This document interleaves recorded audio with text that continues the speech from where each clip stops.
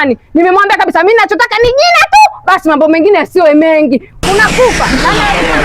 Vitu vya msingi na vitu vya kipumbavu kabisa. Vitu vya kipumbavu nini? Mimi nishasema. Vitu vya kipumbavu kitu gani? Nimekukuta una chochote. Twende kwa shemeji hapo tukaandikishiana. Yaani mimi najua tu, yaani mimi na wake mkishapata kwa wanaume wengine hivi wanaanza kudanganya nini au kushikeni akili. Unakuwa na mawazo ya kipumbavu kabisa. Au unafikiria kama vitu vya mtu kumfikiria hivi. Lazima nifikirie kwa sababu ndio vipo. Sasa vipo ndio nini sasa? Hivyo ndio unapofanya wala unasaidia. Subirini bwana. Sawa bwana. Mpiga makelele mmefika hapa. Sawa bwana. Wewe kuna tatizo gani?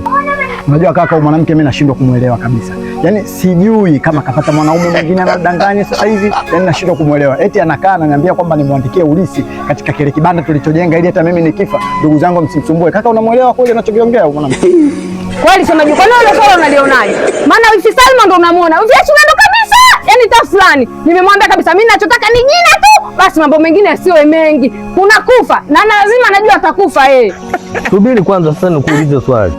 Wewe shemeji, wewe aliyokuambia huyu ndio wa kwanza kufa nani? Sijaambiwa. Ila sasa hivi dunia inajiridhisha kabisa kwa mwanaume na mwanamke anaenda kufa mwanaume. Kwa mimi ninachotaka ni jina tu nipate ulisi wangu basi.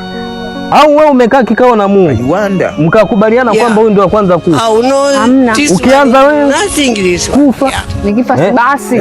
Mwandikia nini wewe? Acha ujinga shemeji. Nyinyi bado mbona vijana sana? Kwa nini mnaanza kuongea mambo kama haya? Fikra shemeji, familia. Wewe mwenyewe unajua dada zako. Unajua kabisa? Mimi nataka tu jina basi mambo yasiwe mengi. Familia yako na uhakika nayo gani kama kifo huyo hatamsumbua? Sikiliza, hizo ni akili za wanawake wengi sana wanazotabia kama hivi. Sawa bwana? Acheni kufikiria vitu kama hivyo. Je, ukifa wewe itakuwaje?